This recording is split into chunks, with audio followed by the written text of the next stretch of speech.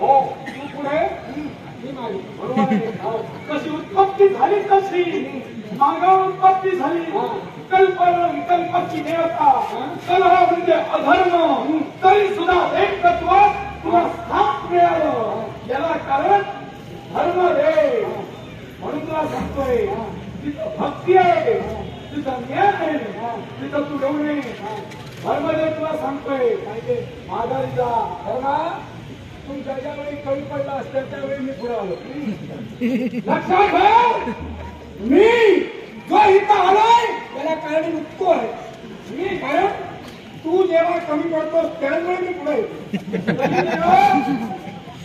धर्मदेव जिथं जिथं कमी पडला याला कारणीभूत तूच आहे कारण जिथं जिथं सत्य आहे तिथं तिथं पापाचरण करण्यासाठी दुसऱ्याचं सहाय्य घेणारा तू आहे दुसऱ्याचं सहाय्य घेणारा मी नव्हे आणि सत्याच्या चौकटी तो धर्माने वावरणारा म्हणजे माझ्या विचाराच्या श्रीपंक्तीने वावरणारा भक्त बनला हिरण्यकश्यपू कयातूचा मोठी जन्म झाला त्यावेळी नारदमुनीच्या आश्रमात जो जन्माला आला मधुचंद्र ब्राह्मणाने लहानाचा मोठा केला त्यांनी वैष्णव भक्त झाला उकळत्या केला उंच टेकडीवर करेल हत्तीच्या पाय धरली विषाचा प्याला अरे हिरण्यकश्यपूचा आधार घेऊन त्या प्रवेश करून भक्तीपासून म्हणजे धर्मदेवतेला पराजित करण्याचा प्रयत्न तू का केला एकच कारण याला कारण काय असेल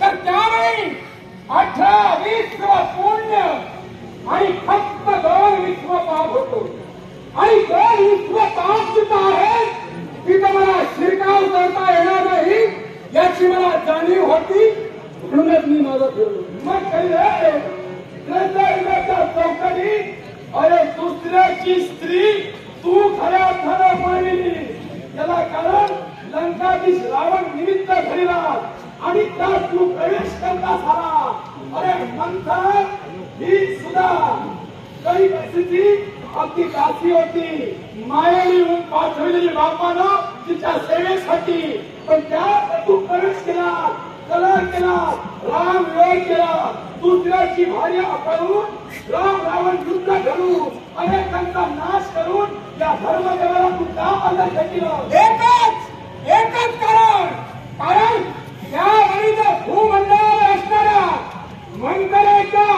मंतरेत मी प्रवेश केला नसता तर कैकईचा भाव जो दुष्ट भाव जागृत झालाच नसता कैकईचा दुष्ट भाव जागृत झाला नसता तर राम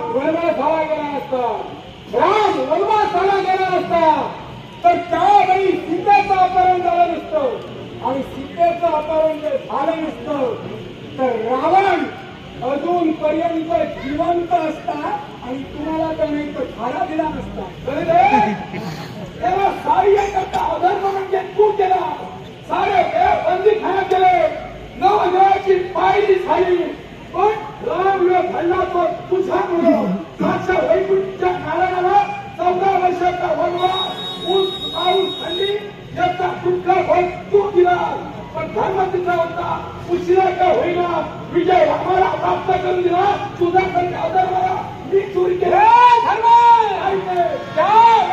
विश्वास पाप पुण्याची गती 15-20 पुण्य आणि फक्त 5 विश्व पाप होती आणि म्हणून ती पाप पुण्याचं मोजमाप माझ्याकडून कमी होत म्हणूनच मी म्हणून 7 सहस्र लोक इथं पक्षण केलं प्रति सृष्टी निर्माण करण्याचं सामर्थ्य विश्वामित्र महामुनीमध्ये होतं मेनकाच्या मागे काय मिळालं एकच मेनकेच्या मागे ज्या विश्वामित्राला झाली ना त्याला कारण मी नव्हतो त्याला कारण माझा बाप होता लोक स्त्री लोक आणि तो लोक नव्हे तर त्या लोकावरून माझा आजोबा लोक आणि त्याचा पुत्र त्या लोकानं क्रोधावर मात केली क्रोधानं लोकांची जागा घेतली आणि त्याच वेळी विश्वामित्राला एका स्त्रीचा लोभ करणार आणि तोच लोक त्याला जडल्यामुळं या विश्वात या विश्वामित्रानं प्रतिसृष्टी निर्माण केली खरी, पण त्या विश्वामित्राचं नाव या विश्वात प्रतिष्ठित झालं ते सुद्धा माझ्यामुळेच झालं. एवढं करून सुद्धा तुम्ही स्वस्थ राहिलात नाही. जुगार खेळण्याची इच्छा तुम्हाला झाली आणि कौरव पांडवांना जुगाराचे डाव टाकायला तुम्ही प्रवृत्त केलं. एक नारी विवाह करण्याचा प्रयत्न तुमचा झाला. 5 पांडव धर्मदेवाचे म्हणजे माझ्या मताला वाढत होते, धर्माच्या तत्वाला नांदत होते. वनवासाला तुम्ही बदलीला का कशासाठी? एकच, याला कारण की नाही मग माझ्या बरोबर माझे सगळे नटलं सुद्धा कामाला लागलेले. कारण याला कारण दुरुक्ती. दुरुक्ती म्हणजे माझी बायको म्हणजे कुठेही काहीही कसंही बोलणं. आणि माझ्या बायकोला हा प्रताप केला. आणि तो कसा केला हे कदाचित तुला ठाऊकही आहे. वय सगळे असताना ही 5 पांडवांची कुलवधू द्रौपदी वरती सज्जाद उभी राहिली आणि त्यावेळी दुर्योधन जिथं पाण म्हणताय तिथं एक कारण आहे असं समजून त्यावेळी तो पाण्यात पडला.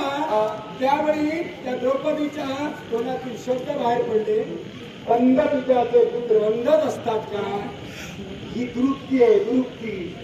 हे माझं बोलणं आहे. ही माझी बायको आहे, ही माझी बायको आहे आणि या बायकोने तुम्हाला कामाला लावलं. काय म्हणते बायको? कोण कोण धरून चालतो, कोण कोण डोक्यावर बसतो. जसं शिवाना गंगेला बसली, तुम्ही तोंडा धरून चालता.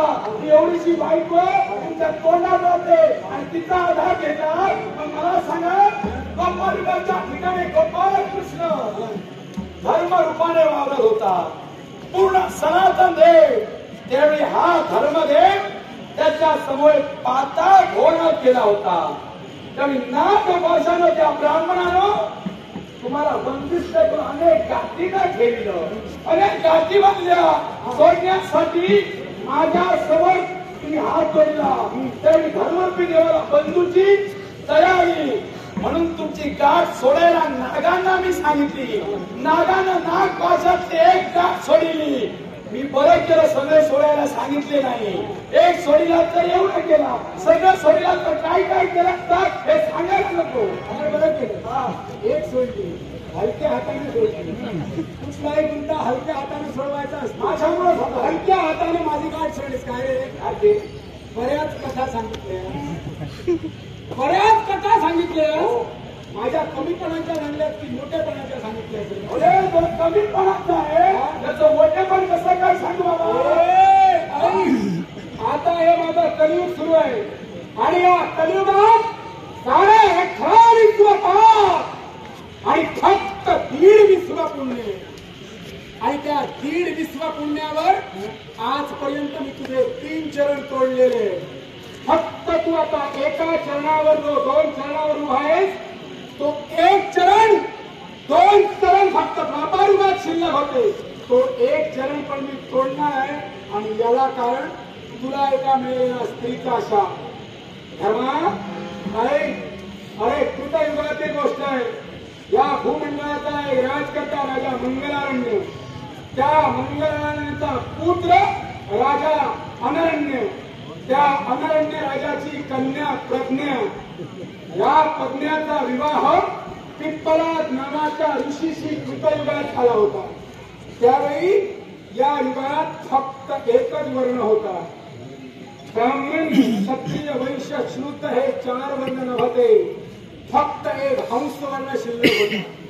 आणि तो हंस वर्ण शिल्लक असताना पिप्पलाद ऋषीने प्रज्ञेशी विवाह केला. पिप्पलाद ब्राह्मण, प्रज्ञा ही क्षत्रिय कन्या.